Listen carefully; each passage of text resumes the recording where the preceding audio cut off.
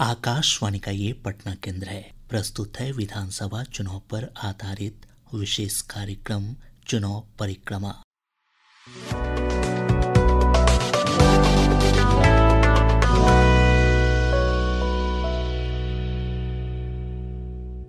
चुनाव परिक्रमा के आज के अंक के साथ हूँ मैं अभिषेक दास। चुनाव परिक्रमा के इस अंक में हम सुनेंगे विधानसभा चुनाव की तिथियों की घोषणा, राजनीतिक जगत की खबरें और चुनावी हलचल।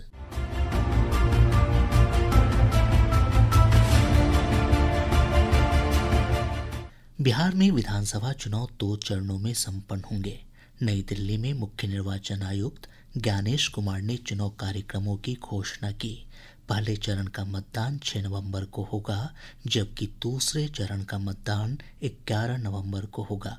मतों की गिनती 14 नवंबर को होगी।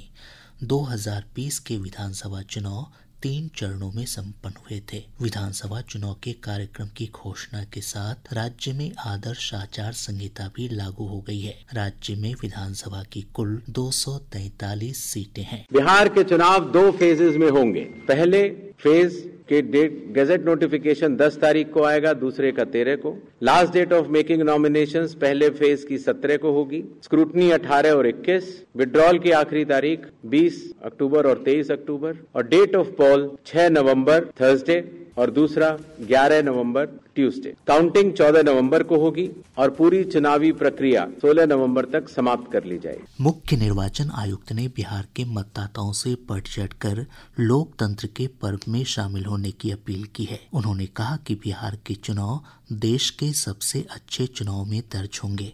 उन्होंने कहा कि 17 प्रकार की नई सुविधाएं और पहल इस बार चुनाव में लागू होंगे। इससे मतदाताओं को सुगमता और सरलता से लोकतंत्र की प्रक्रिया में भाग लेने का अवसर मिलेगा।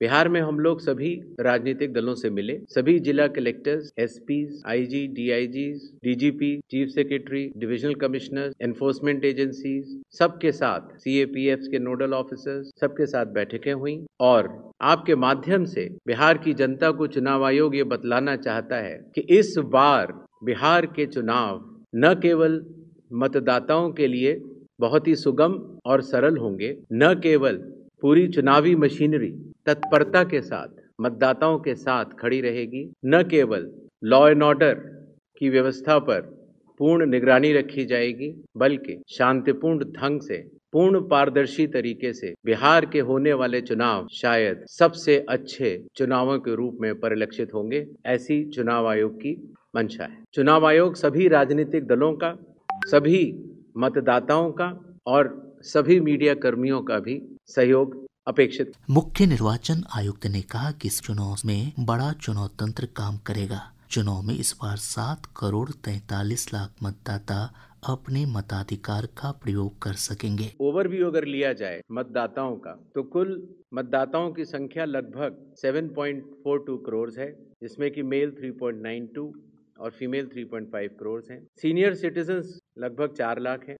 100 वर्ष की आयु पूर्ण कर चुके मतदाता लगभग 14,000 हैं और फर्स्ट टाइम वोटर्स लगभग 14 लाख हैं। श्री ज्ञानेश कुमार ने कहा कि फेक न्यूज से कड़ाई से निपटने के जिलाधिकारियों को आदेश दिए गए हैं। इसके अलावा मतदाताओं और प्रत्याशियों को डराने धमकाने के मामलों में कड़ाई से एक्शन लेने को कहा गया है। अगर कोई फेक न्यूज या मिस इन्फॉर्मेशन होती है, खास तौर से सोशल मीडिया या किसी भी और प्लेटफॉर्म पर, तो उस मिस इन्फॉर्मेशन को काउंटर किया जाएगा और स्ट्रिक्ट विजिल रखी जाएगी सारे चेक पॉइंट्स पर, जिससे कि ड्रग्स, लिकर और कैश का इलीगल ट्रांजैक्शन न हो पाए।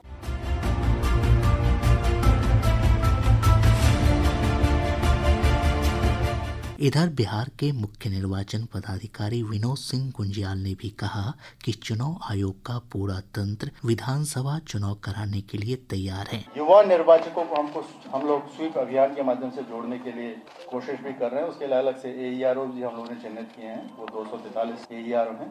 इस बार जो एसआईआर 25 के दौरान प्रथम बार पंजीकृत हुए मतदाता वो लगभग 4,19,000 हैं, यानी कि हम लोगों ने लगभग 73% की बढ़ोतरी इसमें की है। 20 से 29 वर्ग की जो आयु के मतदाता हैं, उनके अग्रिम आवेदन जो 1 अक्टूबर की डेट पे हैं, लगभग 66,000 हैं। मतदान केंद्र हमारे लगभग टोटल मतदान केंद्र 90,712 हैं, जिसमें शहरी मतदान केंद्र 13,911, ग्रामीण 76,801 मतदान केंद्र है और औसत मतदाता जो प्रति मतदान केंद्र में है वो 818 है।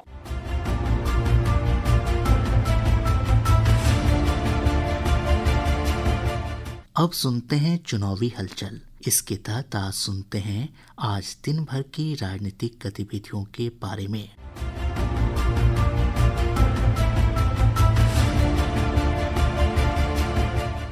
बिहार विधानसभा चुनाव में एनडीए और महागठबंधन के घटक दलों के बीच सीट बंटवारे को लेकर बैठकों का दौर शुरू हो गया है।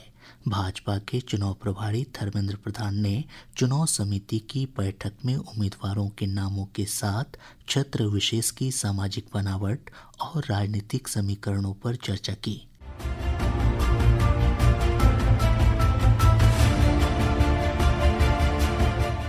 भाजपा के चुनाव प्रभारी श्री प्रधान ने जदयू के वरिष्ठ नेता और केंद्रीय मंत्री ललन सिंह, हम के संरक्षक और केंद्रीय मंत्री जीतन राम मांझी तथा राष्ट्रीय लोक मोर्चा के अध्यक्ष उपेंद्र कुशवाहा के साथ अलग अलग बैठक की और संभावित सीटों को लेकर चर्चा की।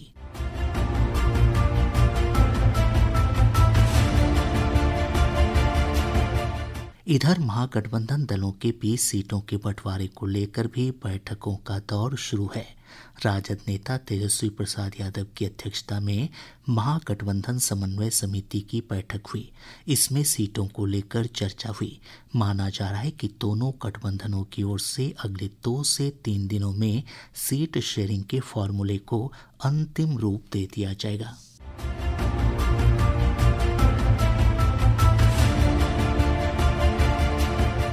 आम आदमी पार्टी ने विधानसभा चुनाव को लेकर अपने प्रत्याशियों की पहली सूची जारी कर दी है। पार्टी ने बेगूसराय, कुशेश्वर स्थान, लौरिया और बक्सर सहित 11 सीटों पर प्रत्याशियों के नाम घोषित किए हैं।